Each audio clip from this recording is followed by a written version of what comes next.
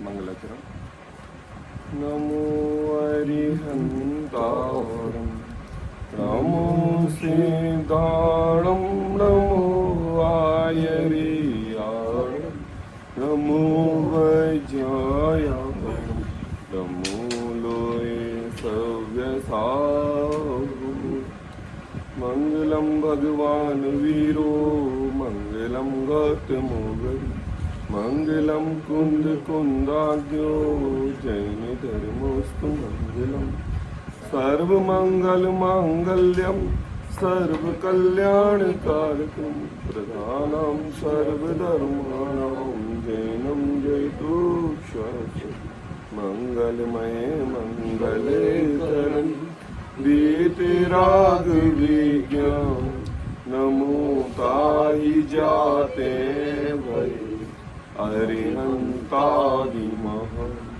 करि मंगल कर हो महा ग्रंथ करने को का जाते मिले समाज सब पावे निज पद राम।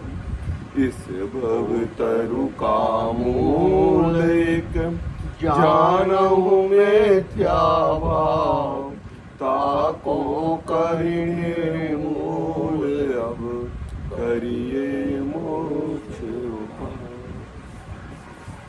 आचार्य कल पंडित टोडरमल जी की है अनुपम रचना मोक्ष मार्ग प्रकाशक ग्रंथ, जिस पर अपना नित्य स्वाध्याय चल रहा है। 7वां अधिकार हमारे इस सम्यक के सम्यक स्वाध्यायी जीवों की कैसे निश्चयाभास रूप मिथ्या दृष्टिपना उत्पन्न हुआ है, उस मिथ्या दृष्टिपने को, उस निश्चयाभास को टोडरमल जी कैसे हटा रहे हैं। बात बहुत गंभीर है। अब वह विद्वान है, अब वह स्वाध्यायी है और अपने आप को मोक्ष मार्गी समझ रहा है। कमी नींद में सोए हुए व्यक्ति को जगाना तो बहुत सरल है, लेकिन कोई अगर बन के सो रहा हो तो जगाना उतना ही कठिन है। ऐसे टोडरमल जी ने उस क्या कहा, उस नींद में सोए हुए व्यक्ति को जगा नहीं रहे, उसको जगा रहे हैं जो बनकर सोया हुआ है। क्यों बनकर सोया हुआ है? क्योंकि उसने स्वाध्याय किया है, वो सम्यक के सन्मुख हुआ है, उसने जिनागम की वाणी के निश्चय व्यवहार रूप स्वरूप को समझा है, उसकी वाणी को अब यथार्थ रूप से श्रद्धान में लिया है। लेकिन क्या करें, पंचेंद्रियों की आग ऐसी लगी हुई है कि उसको जिनवाणी की बात सुहा नहीं रही है। अब क्या बोले जगत क्या कहेगा? बोले जगत ये कहेगा कि ये तो स्वाध्याय है, तो बोले एक काम करो, जो इसमें निश्चयाभास रूप है उसको ग्रहण कर लो और व्यवहाराभास को, व्यवहार को जो चल रहा है वो चलने। हाँ, और मान कसाई भी। तो टोडरमल जी कह रहे हैं कि देख भाई, अब ये ऐसी दशा पहुंच गई है, सर्व अग्रीत मिथ्यात्व से हटा के गृहीत मिथ्यात्व को हटाते हुए अब तुझे जिनवाणी स्वाध्याय पढ़ के जो अपलक्षण रूप जो तू बातें ग्रहण कर रहा है, अब उनको भी यहां से घटाने की जरूरत है। गुब्बारा जितना हल्का हो उतना ऊंचा उड़ता है, और हमारी सिद्धशिला तो ऊपर है, और वो जब सिद्धशिला में हमारे इस आत्मानुभव रूपी गुब्बारे को पहुंचाना है तो हल्का होना पड़ेगा कि नहीं होना पड़ेगा। ऐसी बात को निश्चयाभासी मिथ्या दृष्टि के 5 स्वरूप को बताते हुए कि देखो भैया, उसके ये 5 लक्षण हैं। पृष्ठ क्रमांक 205 तीसरे नंबर के पैराग्राफ से अपनी चर्चा प्रारंभ होनी है।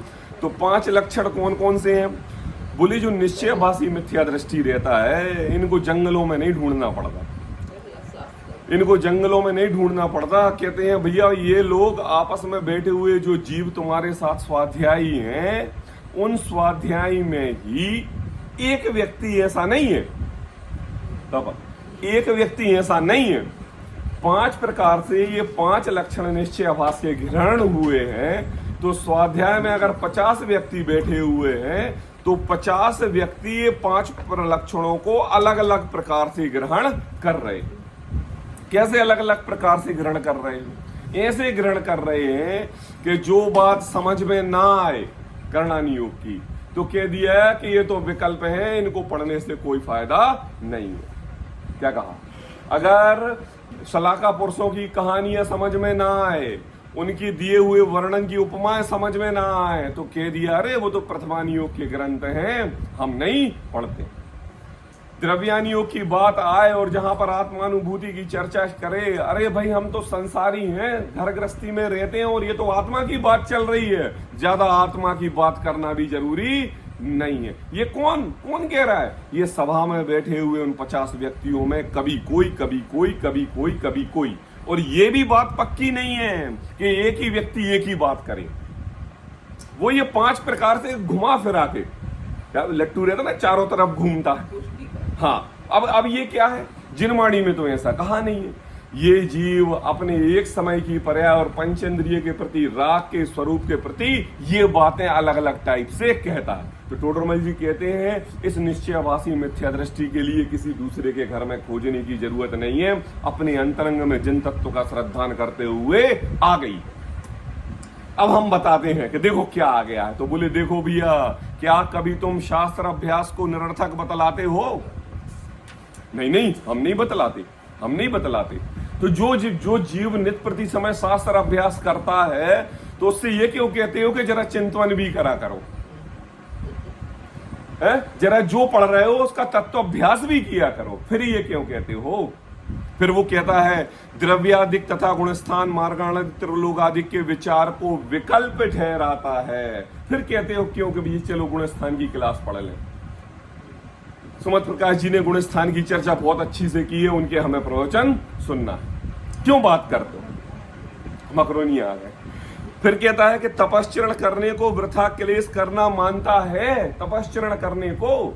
फिर क्यों हम अपने बच्चों को कहते हैं कि भैया देखो व्रत रखा करो, उपवास रखा करो, 8-14 के दिन हरि का त्याग करा करो, हो सके तो एक टाइम आहार लिया करो। अरे ये दोनों तरफ बातें कैसी हो रही है?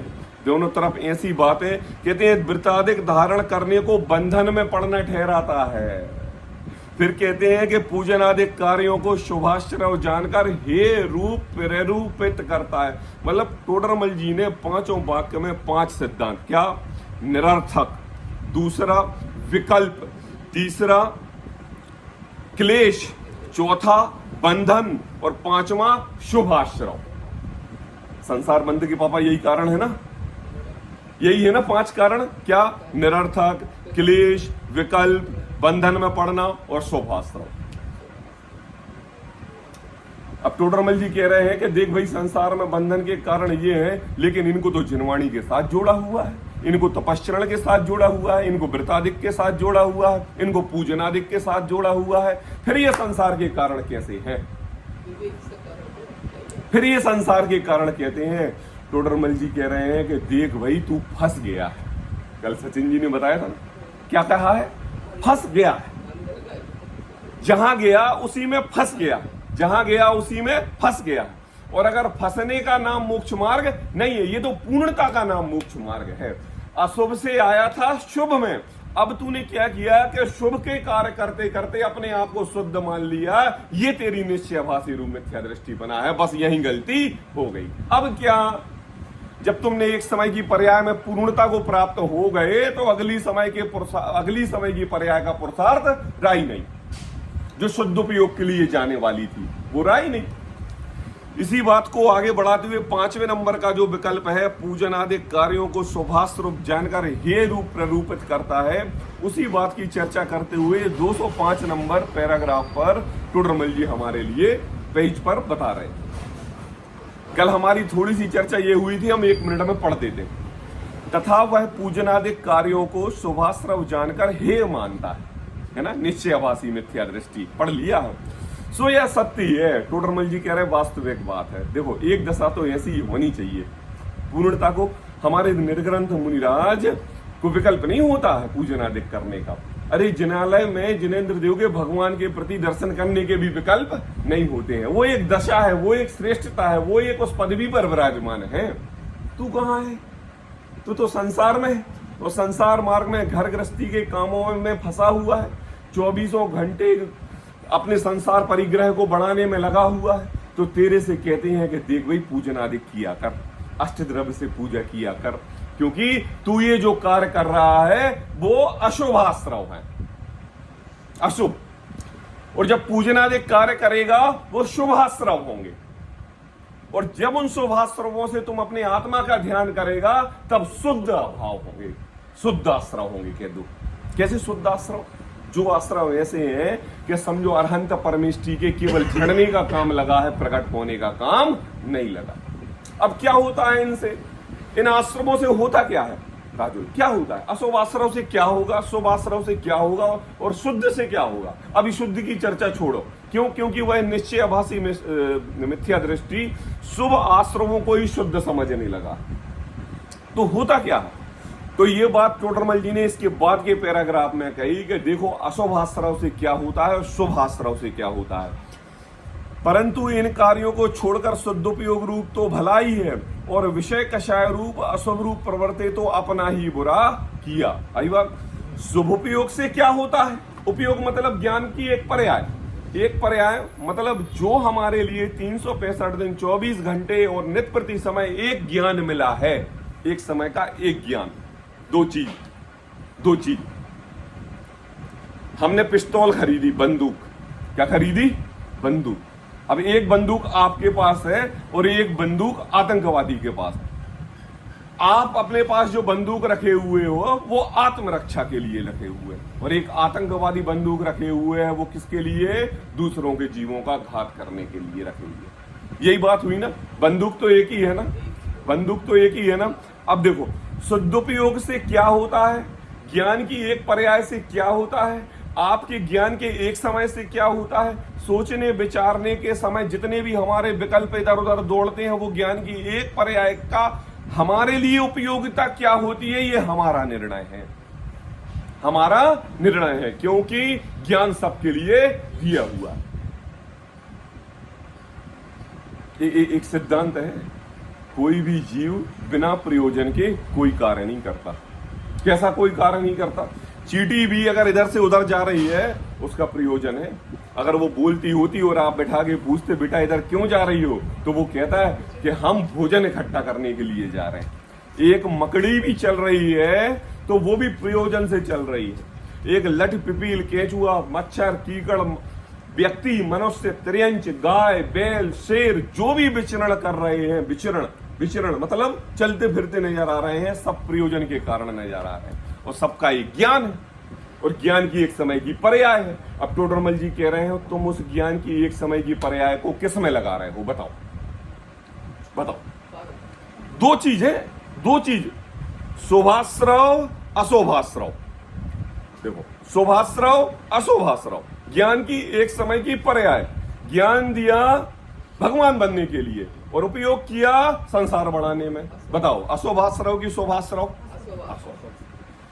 ज्ञान मिला भेद विज्ञान करने के लिए, भगवान बनने के लिए, और भेद विज्ञान किससे कर रहे हैं? ये दुश्मन और ये सगा। बताओ शुभाश्रव की अशुभाश्रव? इसको बोले शुभोपयोग कि अशुभोपयोग? अशुभोपयोग। टोडरमल जी वही तो बात बता रहे हैं, कह रहे हैं कि देखो शुद्धोपयोग से, दूसरा पैराग्राफ, क्या होता है। कल सचिन जी पंडित जी ने बताया था कि देखो मंद कसाय से क्या होता है, क्या होता है? संसारी होता है। मंद कसाय से क्या होता है? संसारी होता है। अब टोडरमल जी की एक अपेक्षा देखो, इधर एक बहुत अच्छी अपेक्षा बता रहे थे कि देखो जो तुम चाह रहे हो कि अगले भाव में हमें जिन मंदिर मिले, तुम ये चाह रहे हो कि अगले भाव में हमें जिनवाणी मिले, तुम ये चाह रहे हो कि अगले भाव में हे प्रभु हमारे पास ऐसा छह उपसम मिले कि हम जिनवाणी को पढ़ सके और समझ सके।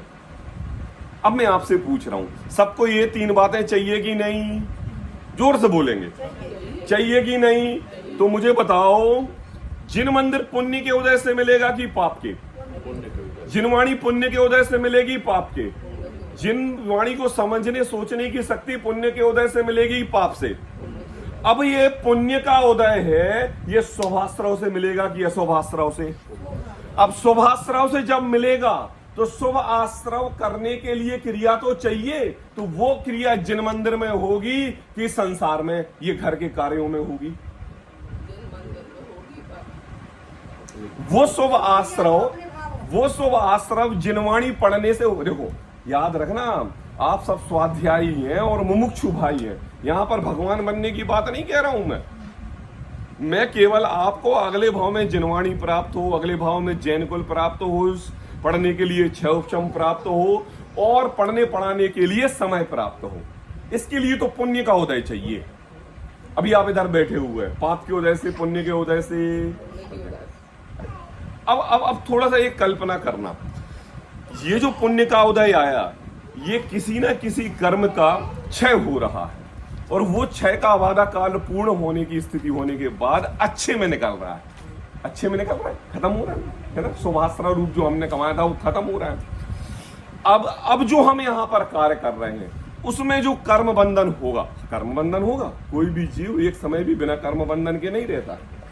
अब ये जो कर्म बंधन हुआ और द्रव्य क्षेत्र काल भाव से जिनवाणी के समक्ष बैठे हैं, जिन मंदिर के पास बैठे हैं, जिन प्रतिमा के पास बैठे हैं, जिनेंद्र भगवान का अभिषेक कर रहे हैं, अष्टद्रव्य से पूजा कर रहे हैं, जिनवाणी को सुन रहे हैं, मंदिर में अपने भाव शुद्ध कर रहे हैं, शुभ कर रहे हैं, ये सब पुण्य रूप क्रिया हो रही है। कौन सी रूप क्रिया हो रही है? पुण्य रूप फल की। मतलब अब आपके लिए अगले भाव में पुण्य जो आश्रव कमा रहे हो इसका फल मिलने वाला है, मिलने वाला है कि नहीं।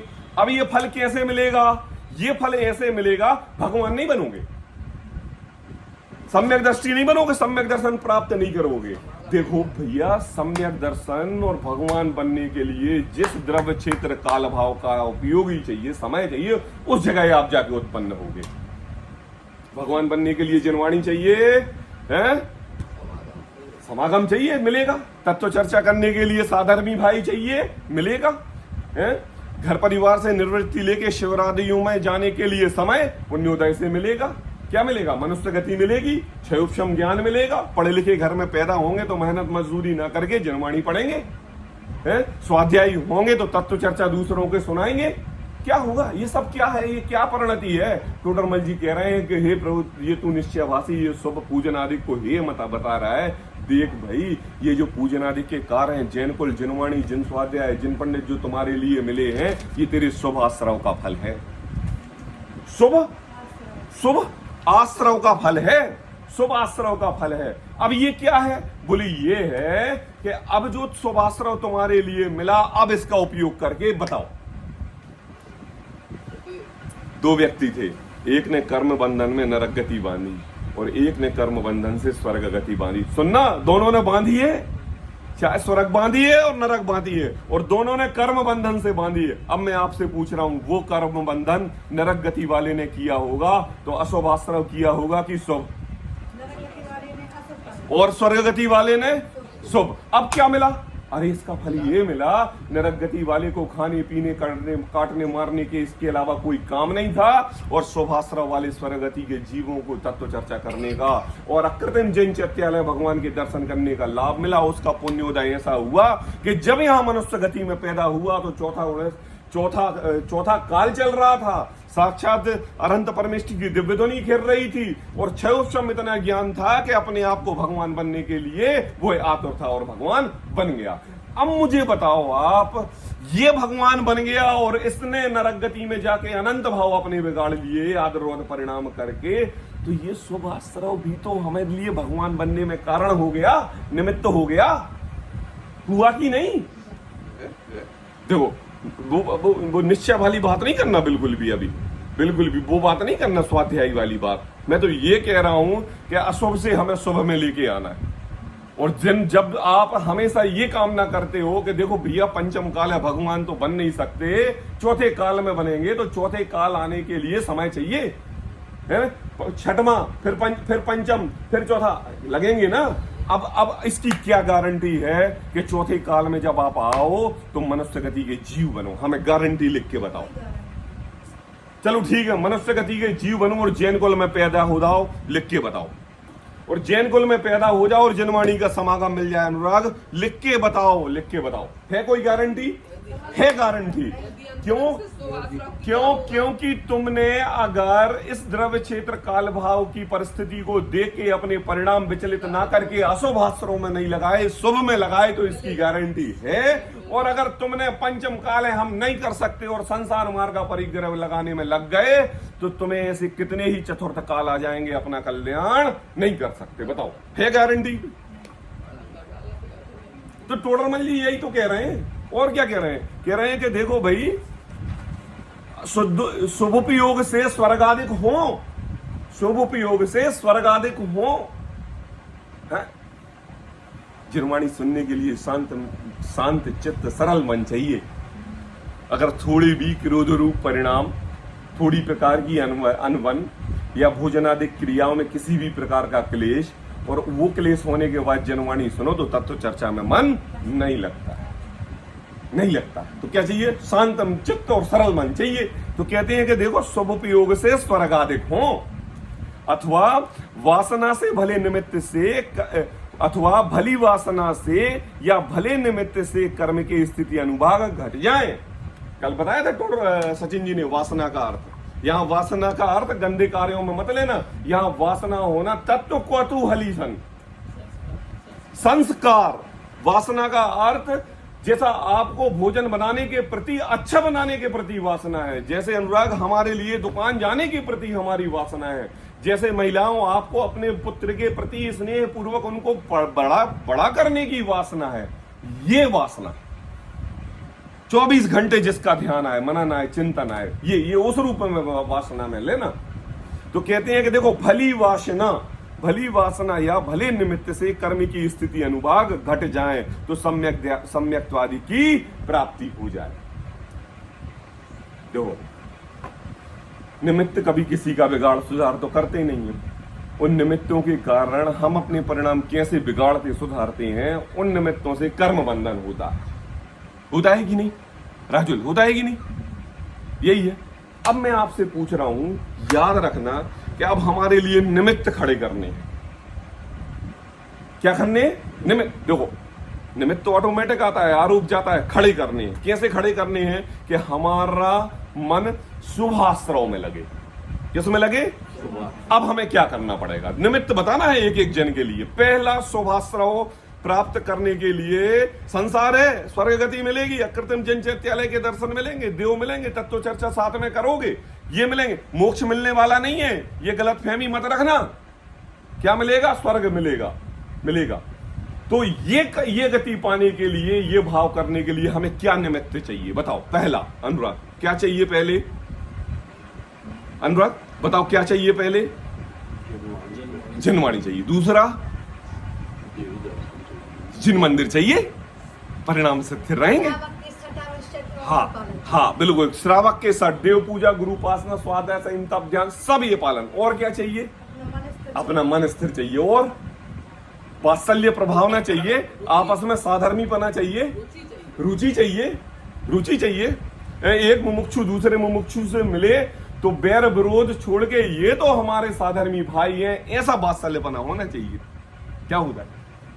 हमारे जब दो शास्त्री मिलते ना स्मारक के, चाहे वो 1 साल पढ़ाया हो, चाहे 30 साल पढ़ा हुआ विद्यार्थी क्यों ना हो, चाहे वो हमें ना जानता हो, चाहे हम उन्हें ना जानते हो, लेकिन जब ये बात पता चलती है कि ये टोडरमल स्मारक के विद्यार्थी हैं और ये शास्त्री हैं, तो अपने आप वात्सल्य साधर्मीपना उत्पन्न हो जाता है और ऐसा लगता है कि घंटों उनसे बैठ के बातें करें। अरे भाई तुम कौन? अरे मैं तो कर्नाटक का। आप जानते मुझे? नहीं, मैं नहीं जानता। बस मैं तो ये जानता हूं कि जिस विद्यालय में आप पढ़े हो उस विद्यालय का मैं भी विद्यार्थी हूं, और जो संस्कार डॉक्टर साहब ने आपको दिए हैं वही संस्कार हमारे लिए दिए हैं। यहाँ पर शरीर रूपी आश्रित काला गोरा महाराष्ट्रियन कर्नाटियन इसकी कोई जरूरत नहीं है। यहाँ पर साधर्मीपना उपयोगी है।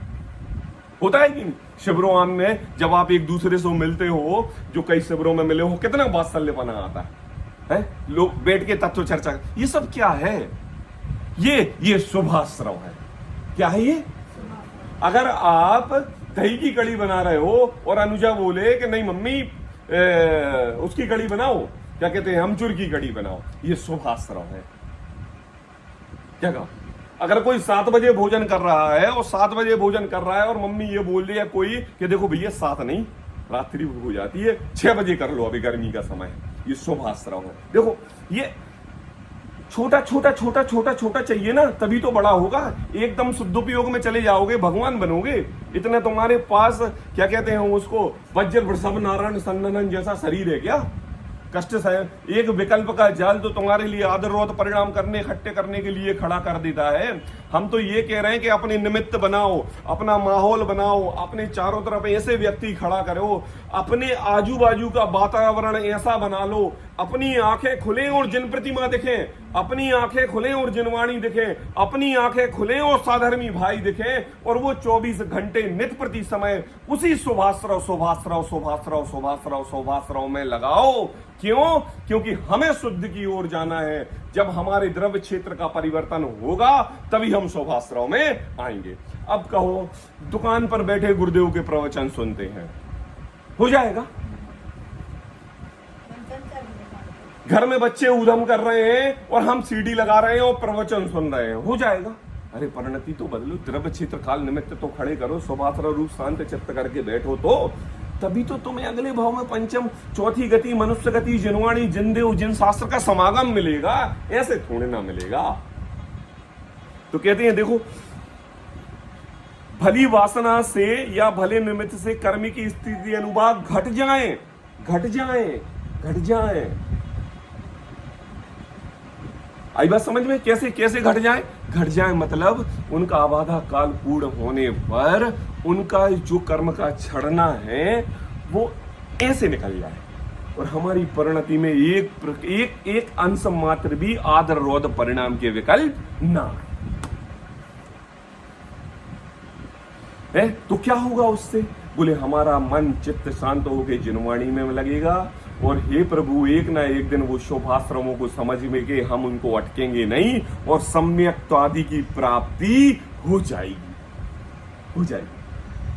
और अगर हमने ऐसा नहीं किया तो क्या? तो रमल जी कहते हैं देखो, अशोभाश्रव से नरक निगोदादिक हो। अब बता दो माहौल कहां है?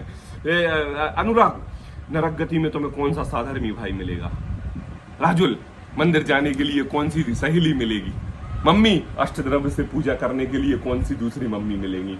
बताओ। शालिनी, तत्व चर्चा करने के लिए राजुल जैसी तुम्हारे लिए कौन देवरानी मिलेगी? मिलेगी? पापा, जिन स्वाध्याय करने वाले ऐसे आपको तत्व पिपासु नाती पोते बैठे मिलेंगे कि आपके बाजू में बैठ के जिनवाणी सुन रहे हैं, बताओ मिलेंगे? क्यों क्यों नहीं मिलेंगे? क्यों? क्योंकि अशुभ उपयोग से नरक निगोदादिक हो। अब लगा लो, अब हम इंद्रियां ही नहीं मिली है हमारे लिए, उन्हीं की वांछा में लग गए कि भाई 1 से 2 हो जाए, 2 से 3 हो जाए, 3 से 4 हो जाए, 4 से 5 हो जाए, अरे सैनी तो हो जाए, फिर देखेंगे। अब बता दो, बात समझ में आ रही? तो डरमल जी क्या कह रहा? आ रही समझ में? आ रही? तो कहते हैं कि देखो, अशुभ उपयोग से नरक निगोदादिक होम, अथवा बुरी वासना से बुरे निमित्त। क्या होगा बुरी वासना से? बताओ, बुरी वासना से क्या होगा? पिक्चर देखने के लिए हमारे भाव हैं और ये रूप आपकी लोलुपता है, तो कौन कौन से निमित्त खड़े होंगे? आपके साथ गुटखा खाने वाले 4 लड़के होंगे, आपके साथ अभद्र बात करने वाले 5 लड़के होंगे, आपके साथ अभद्र रूप परिणाम करने वाले 4 संगाती होंगे, और अभद्र रूप निमित्त उस पिक्चर में दिखाया जाएगा, और आपके उन परिणामों को विचलित करने के हजारों कारण खड़े हो जाएंगे। कहते हैं देखो, बुरे निमित्त से कर्म के स्थिति अनुभाग बढ़ जाए तो सम्यक्त्वादि महादुर्लभ हो जाए। क्या हो जाए? क्या हो जाए? क्या हो जाए? अरे पूरा पढ़ो भाई। सम्यक्त्वादि महादुर्लभ। दुर्लभ क्या होता है? चिंतामणि रत्न। चिंतामणि रत्न क्या कहा? एक अंगूठी गिर गई समुद्र में, अब ढूंढ के लाओ। कब मिलेगी? बोले नहीं, हम जब तक पुरुषार्थ करेंगे कि जब तक वो अंगूठी ना मिल जाए। बताओ कितने जीवन काल मिल जाएगा? लगा लो, तो वो लगा लो। छेड़ला वाले हैं, ये बताई थी जब पहले दूसरे अधिकार में चर्चा चल रही थी, है कढ़ाई में चना भूंजो और फिर उसमें से छेद करो और एक नाम लिखो और निकल के आ जाए। कब आ जाएगा निकल के? क्या हो जाएगा? महान। जो अभी हमने आधे घंटे पहले आपको पूर्व भूमि का बता के पूरा संस्करण सुनाया ना, ये इसी का कारण है कि हमें गारंटी दो कि हमने अगर अशुभ आश्रम में अपनी परिणति लगाई तो कब हमें ये जैन धर्म, जैन कुल और जनवाणी मिलने वाली। तो कहते हैं कि देखो महादुर्लभ हो जाए। अब क्या कहा? अब क्या करा? तथा शुभोपयोग होने से कषाय मंद होती हैं। अरे अरे टोडरमल जी ने परिभाषा बताई हमारे लिए। क्या भाषाई? देख देख, शांति चित्त करना है ना, अपने परिणामों को स्थिर रखना है ना, अभिषेक किया कर। दुकानदारी में ज्यादा मन लगता है ना, कोई भी व्यापारी तुमसे कुछ कह देता है तो तुम्हारे परिणाम बिगड़ जाते हैं ना।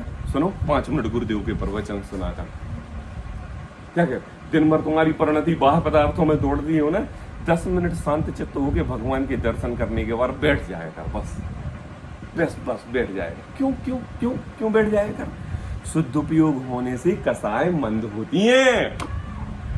अरे पापा समझ, शुद्ध उपयोग होने से, शुभ उपयोग होने से कषाय मंद होती हैं। अब कल सचिन पंडित जी ने बताया था, देखो भाई ये दोनों संसार के कारण हैं। एक शुभ उपयोग कषाय मंद होने से क्या मिल जाएगी? एक इंद्रिय बन जाओगे, 2 इंद्रिय बन जाओगे ना। तो देखो भैया, अगर आप पंचेंद्रिय सैनी हो, अपेक्षा समझना कि यहाँ पर हमें पहला तो मेन हमारा कारण है कि हम अपनी कषाय मंद रखें। तो उसका सूत्र बताते हैं, शुभोपयोग होने से कसाय मंद होती हैं। और क्या बोले? देखो भैया, अशुभ उपयोग होने से तीव्र होती हैं। उपयोग ज्ञान की एक पर्याय, उपयोग लगा लेना ज्ञान, मतलब हम अपने ज्ञान का यूज कितना किस जगह कर रहे हैं, ये बात हमारे लिए निर्णय करनी। संसार के विकल्पों में कर रहे हैं कि तत्व चर्चा में कर रहे हैं, रिश्तेदारों के साथ इसकी उसकी बुराई करने में कर रहे हैं, कि जिनवाणी के स्वाध्याय में आज क्या पढ़ा उसकी चर्चा करने में लग रहे हैं। जिनेंद्र भगवान के समक्ष बैठकर मंदिर में बैठ के भगवान की प्रतिमा को देखकर तुम जैसा बनने के कारण प्रभु चरण तुम्हारी आए, तो उनके गुणों का गुणगान कर रहे हैं कि आपस में दोनों बैठ के किसी तीसरे की बुराई कर रहे हैं। क्यों? क्योंकि देखो, शुभ उपयोग होने से कसाय मंद होती हैं और अशुभ उपयोग होने से तीव्र होती है। देखो डबल नुकसान है पापा, अनुजा, डबल नुकसान है। क्या नुकसान है डबल? देखो भैया, एक तो आपने अशुभ उपयोग जब किया ना, तो अशुभ आश्रव किया, अशुभ आश्रव, उस समय आपका मन अशुभ आश्रव रूप लगा और अशुभ आश्रव रूप कर्म बंधन किया। तो एक समय की पर्याय में अशुभ आश्रव रूप जो कर्म चल रहे हैं उसमें उसका तो घात हुआ, और साथ में उसके कारण पर द्रव्य के प्रति द्वेष रूप भाव किए, तो अगले भाव में अबाधा कारण पूर्ण होने पर वो जब कर्म करेंगे तो वो भी अशुभ रूप ही आएंगे। तो डबल नुकसान हुआ कि नहीं हुआ है? और नुकसान नहीं करना है तो देखो, नित प्रति समय एक समय की एक पर्याय में तत्व चर्चा और जनवाणी में लगाई और आत्मानुभूति की प्रतीति रूप तत्व चर्चा की, तो उस समय आपका शुभाश्रव हुआ, और शुभाश्रव रूप में कषाय मंद हुई, तो अगले भाव में भी आपको मनस्वगति जैन कुल और जनवाणी मिली और तत्व चर्चा करने के लिए साधर्मी भाई मिलिए। तो बताओ डबल फायदा हुआ कि नहीं? हम तो व्यापारी आदमी हैं, नुकसान की बात तो करते ही नहीं है, हमें तो प्रॉफिट डबल चाहिए, बनिया चाहिए कि नहीं? अब बताओ कौन शुभाश्रव में लगा है और कौन शुभाश्रव में लगा है? कितने समय हम शुभाश्रव में लगे हैं और कितने समय हम अशुभाश्रव में लगे हैं? कितने समय हम पाप की क्रियाओं में अपना नित प्रति समय कार्य कर रहे हैं और कितना समय हम पुण्य के कार्यों में अपना नित प्रति समय उपयोग कर रहे हैं? बताओ। अपना ही फायदा है, किसी दूसरे का होने वाला नहीं है। कहते हैं देखो, तथा और एक बात और कही टोडरमल जी ने ये पढ़ लिया था कि जैसे कड़वी वस्तु ना खाना और विष खाना सो यह अज्ञानता ही है।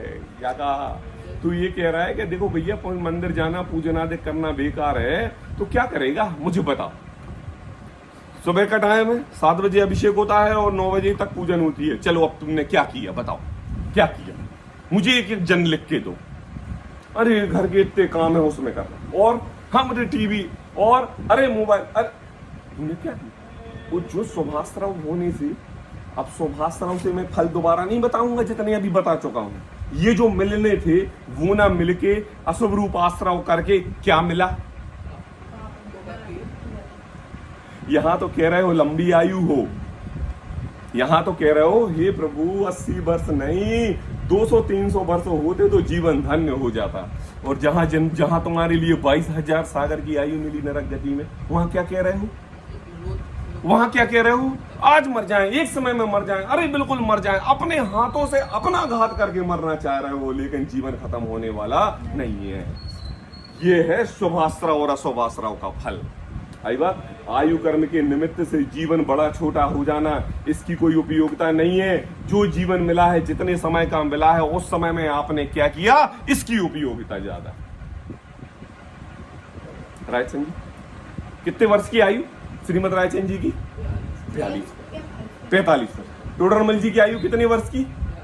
42। और कितने आचार्य, कितने पंडित हैं? जीवन उपयोगी रहा, मनुष्य गति मिली, क्षय उपशम ज्ञान हुआ तो उसका उपयोग किया, और हमें जीवन मिला, मनुष्य गति मिली, जनवाणी मिली और क्षय उपशम ज्ञान भी मिला, और हमने कितना उपयोग किया? निर्णय करो, अपना लोटा आप ही छानो। अब देखो वो क्या कहता है कि देखो जैसी कड़वी वस्तु ना खाना विष खाना सो अज्ञानता है। अब कहते हैं फिर वह कहता है, स्वाध्यायी व्यक्ति है मम्मी, कहता है कि देखो शास्त्र में शुभ अशुभ को समान कहा है, शास्त्र में शुभ अशुभ को समान कहा है।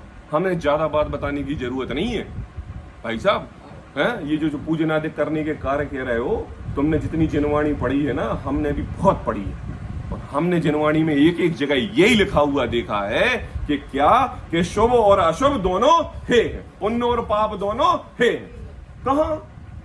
कहा बोले जनवाणी भरी पड़ी हुई। अरे जनवाणी भरी पड़ी नहीं, कुंद कुंदाचार्य आमनाय के ये सारे ग्रंथ है ना, तो कुंद कुंदाचार्य ने समय सार ग्रंथ में भी ये लिखा है, ज्यों लोह बेड़ी बांधती त्यों स्वर्ग की भी बांधती, इस भांति शोभ अशोभ दोनों कर्म बेड़ी बांधती। और क्या कहा प्रवचन सार में? पुण्य पाप में अंतर नहीं है, ज्यों न माने बात ये, संसार सागर में भ्रमे मद मोह से आच्छन्न वे। ये कौन कह रहा है? ये आच्छन्न वे। पता ये कौन कह रहा है? ये वो कह रहा है जिसने शंका उठाई है कि देखो भैया पूरी जनवाणी इन पुण्य पाप को हे बताते हुए कही है, और आचार्य कुंद देव ने समय सार प्रवचन सार ग्रंथ में ऐसा कहा है। ये बात मैं उसकी तरफ से कह रहा हूं, बिल्कुल बात गलत नहीं कही है, इतनी टीकाएं लिखी गई। ये वो कह रहा है, आई बात समझ में? तो कह रहा है कि देखो शास्त्र में शुभ अशुभ को समान कहा है, इसलिए हमें तो विशेष जानना योग्य नहीं है। हम तो कुंदाचार्य की आमनाय के श्रावक हैं, उन्हीं को बात मानते हैं, और एक एक जनवाणी हमारे लिए यही बता रही है कि चाहे पुण्य हो और चाहे पाप दोनों संसार के कारण हैं, और मैं तो अशरीरी होने का उपाय करता हूं, इसलिए निज शुद्धात्म के प्रति अपने आराधना करता हूं, संसार के कार्यों से मुझे कोई लेने देने वाला नहीं है। अब कहते हैं समाधान में टोडरमल जी, देखो जो जीव शुभोपयोग को मोक्ष का कारण मानकर उपादेय मानते हैं, क्या कहा? जो जीव शुभ उपयोग को, अब बात क्या हो गई? हाँ, अब बात ये हो गई कि देखो याद रखना, शुभ उपयोग मतलब क्या? शुभाश्रव। शुभ उपयोग मतलब क्या? शुभाश्रव। और शुभ उपयोग और शुभ उपयोग और शुभ आश्रव का कार्य क्या? कार्य पूजन, स्वाध्याय, संयम, तप, ध्यान, तत्व चर्चा, दान, लाभ, ये सब है ना, शुभाश्रव के कार्य है ना, शुभाश्रव के कार्य हैं ये, है ना। अब हमने जब ये कार्य किए और इन कार्यों से क्या हो गया? हमारा शुभाश्रव हो गया, और जब शुभाश्रव हुआ ना तो शुभ उपयोग लग गया। शुभ उपयोग लग गया मतलब उपयोग मतलब ज्ञान। हाँ, मतलब हम राजनीति करके भारतीय जनता पार्टी और कांग्रेस का विरोध कर रहे थे, लेकिन हमें राजनीति का शौक था, तो हमने उन अशुभाश्रमों से अपना उपयोग हटा के मंदिर में आके अध्यक्ष, कोषाध्यक्ष, मंत्री का पद लेके थोड़ी सी राजनीति करने लगे। दो, बड़ी से छोटी, वहां अशुभ था, यहाँ पर शुभ है। क्यों? क्योंकि हमारे लिए जिन मंदिर का भला करना है और कैसे इन पाठशालाओं के बच्चों को तत्व का लाभ हो, उसके लिए हमें ज्ञान देने के लिए हमारे लिए थोड़ी सी राजनीति तो करनी पड़ेगी। तो अशुभ से शुभ में आए। अब क्या हुआ? 24 घंटे संसार व्यापार में रहते थे तो पूजन करने लगे, और अष्टद्रव्य से बड़े गाज बाजा लगा के पूजा करने लगे। बिल्कुल मंदिर में जाएं और जब अभिषेक करें, पूजा करें, तो 6 लोग आजू बाजू में बैठ जाएं कि देखो तो भैया कैसे भावपूर्ण पूजा करता। और क्या किया? बोले दुकान का टाइम 11 बजे है, 9 से 10 बजे तक सब लोग भोजन बनाते हैं, समय नहीं लगता, तो चलो अपन 9 बजे मंदिर चलते हैं। 4 लोग गए और 4 लोग बैठ के स्वाध्याय करने लगे, और स्वाध्याय करके वाचन कर रहे हैं, पठन कर रहे हैं। सब कह रहे हैं अरे वाह गजब, कैसे स्वाध्यायी व्यक्ति है। और दिन में 4 घंटे का समय था अनुराग, तो जिन मंदिर के कार्यों में ही अपना उपयोग लगाया। और आज ये बनवाना है, कल ये बनवाना है, ये पंखे टंगाना है, इधर ये व्यवस्था करनी है, ये इधर पेंट करना है, स्वर्णमय बेदी बनानी है, छत्र लाना है, जयपुर से मूर्ति लानी है, ये इन सब व्यवस्थाओं में लग गए, अशुभाश्रव से शुभ में आ गए। हम गलती नहीं कर रहे हैं, हम गलती नहीं कर रहे हैं, हमने अपने उपयोग को अशुभ से शुभ में लगाया है। और कोई भी संसार का एक व्यक्ति ऐसा कह दे कि तुम गलत कर रहे हो तो बताओ, टोडरमल जी कह रहे हैं तुम गलत कर रहे हो। क्यों गलत कर रहे हो? क्यों गलत कर रहे हो? कहते हैं देखो, जो जीव शुभ उपयोग को, ये सब कारण जो बता दिए, देखो भूलना नहीं, मैं बार बार नहीं बताऊंगा। शुभाश्रव के कारण, पुण्य के कारण, शुभ उपयोग के कारण को मोक्ष का कारण मानकर उपादेय मानते हैं। यही काम है, बाकी और कोई काम करने योग्य नहीं है। बस यहां तेरी गलती चालू। तूने शास्त्र स्वाध्याय करने में ये काम मान लिया, गलती शुरू। पूजन करने में तूने ये पूजन करना रूप मोक्ष का कारण मान लिया, गलती खत्म। मुनि धर्म अंगीकार करके भगवान बन जाएंगे और अंगीकार कर लिया, ये तेरा कारण खत्म। तू जिन प्रति समय 24 घंटे स्वाध्याय में बैठ गया और स्वाध्याय करते करते करते करते भगवान बन जाएंगे, ऐसी तूने मिथ्या मान्यता थी, तेरी ये मान्यता भी गलत। उपादेय मानता है। क्या कह रहे टोडरमल जी? उपादेय। उपादेय क्या होता है? उपादेय ये कि अष्टद्रव्य से पूजा करने में मोक्ष होगा, ये उपादेय मानता है। ये गलत है। स्वाध्याय करने से मोक्ष होगा। क्या कहा? मंदिर के धर्म कार्यों में सहयोग बटाने से मोक्ष होगा। इसको तूने उपादेय मान लिया है। मतलब तुझे सम्यक दर्शन ज्ञान चारित्र की सीढ़ी चढ़नी थी और तूने पहली सीढ़ी पे मिथ्यात्व में भी उसी में अटक गया और उसी को मोक्ष रूप स्वरूप मान लिया।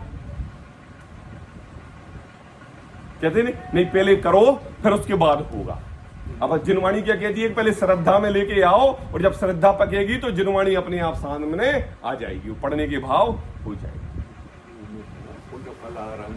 हाँ, पुण्य के फल से तो अरहंत पद मिलता है। पुण्य के फल से अरहंत पद मिलता है। वो अभिप्राय नहीं समझते। पुण्य के फल से अरहंत पद मिलता है।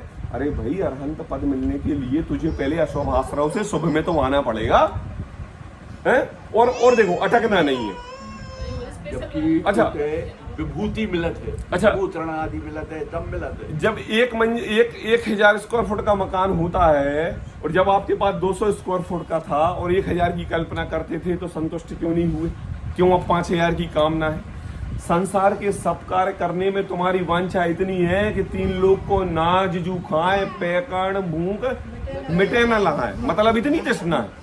और जब धर्म के कार्य के मार्ग में आए तो पूजन में अपना उपयोग लगा के शांत हो गए, स्वाध्याय में अपना उपयोग लगा के शांत हो गए, अष्टद्रव्य से पूजा करने में शांत हो गए, केवल मंदिर चले जाने में ही अपना उपयोग लगा के शांत हो गए, व्रत संयम उपवास आदि में फेर बदल आगे पीछे करके ही अपना उपयोग लगा के शांत, वहां निवृत्ति ले ली, बस अब इससे ज्यादा हम पे नहीं होगा, वहां तो एंड।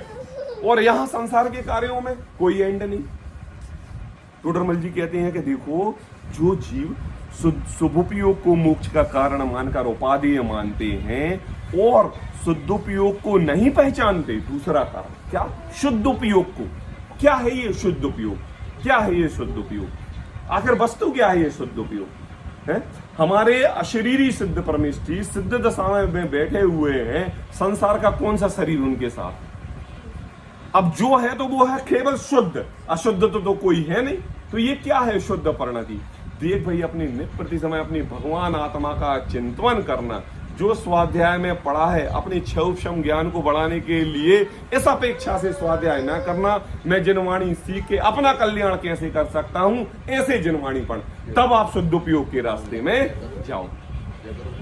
कहते हैं देखो, और शुद्ध उपयोग को नहीं पहचानते, उन्हें शुभ अशुभ दोनों की अशुद्धता की अपेक्षा। देखो देखो देखो देखो, टोडरमल जी कह रहे हैं यहाँ उपयोग लगाओ।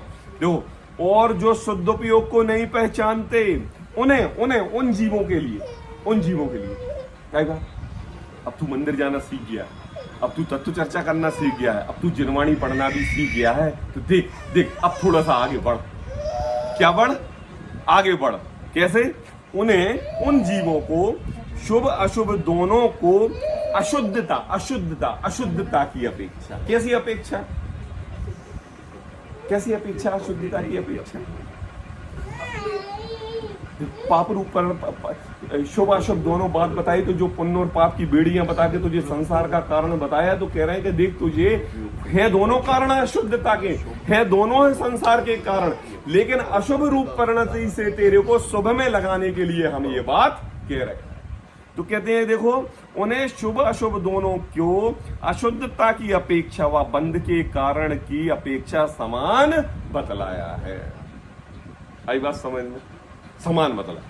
लेकिन हम ये कह रहे हैं कि देखो, अगर तुम जिनवाणी जिनुसुत का समागम नित्य प्रति समय हर भाव में चाहते हो, तो तुम्हारे लिए शुभाश्रव करना जरूरी है। और शुभाश्रव किससे होंगे?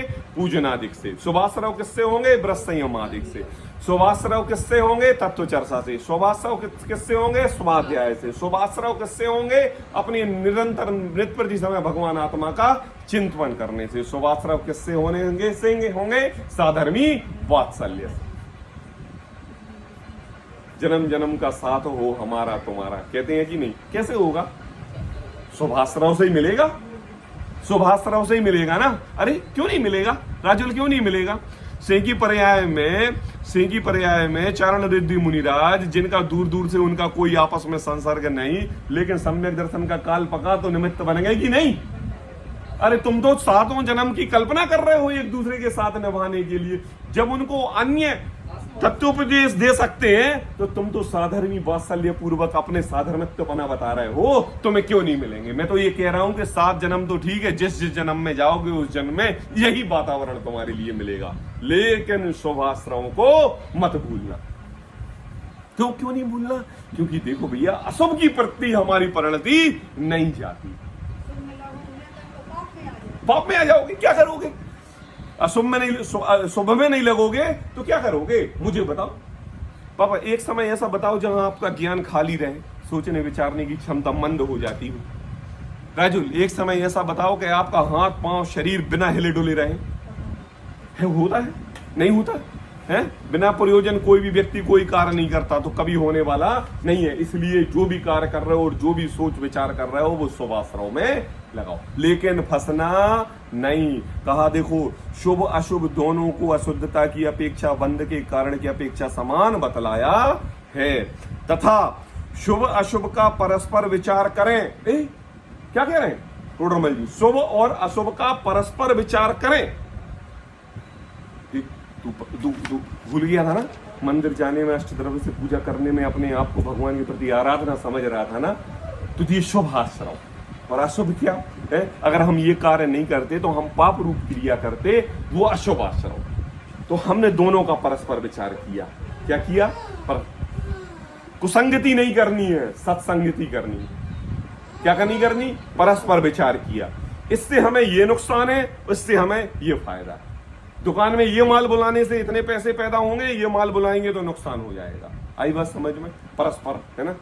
ये साड़ी खरीदने में 1000 रुपए जा रहे हैं और ये साड़ी वैसे ही 200 रुपए मिल रही है। परस्पर में क्या मेल मिलाप, तराजू जैसा काम।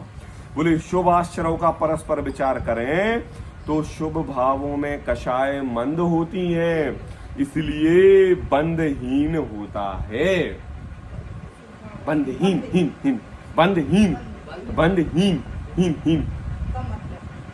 हीन कहा, खत्म नहीं कहा। हीन कम होती है, माने छोटी होती। मैंने कहा ना, जीव का एक समय ऐसा नहीं जिस समय यह जीव कर्म बंधन ना कर पाए। अब मुझे आप ये बताओ, वह कर्म बंधन अच्छे रूप में चाहिए कि खराब रूप में चाहिए? वह कर्म बंधन जिनवाणी को पठन करने में एक विकल्प थोड़ा सा आया और चला गया, उस रूप में चाहिए कि खड़े खड़े वहां पंखा गिर गया, अब 1000 का टूटा लग गया जिनवाणी के बीच में, उस रूप में चाहिए। अरे ऐसे संसार के असाता रूपी कर्म हे प्रभु ऐसे आए कि ऐसे चले जाएं और हमें पता भी ना चले, हमारे विकल्प वहां भी ना लगे। तो क्या करना पड़ेगा? टोडरमल जी कह रहे हैं कि देखो, तुझे शुभ और अशुभ का परस्पर विचार करे तो शुभ भावों में कषाय मंद होती हैं, इसलिए बंधहीन होता है, और अशुभ भावों में कषाय तीव्र होती हैं और बंध बहुत होता है। इस प्रकार विचार करने पर अशुभ अशुभ की अपेक्षा सिद्धांत में शुभ को भला कहा है। क्या कहा? मतलब टोडरमल जी की बात तो देखो है?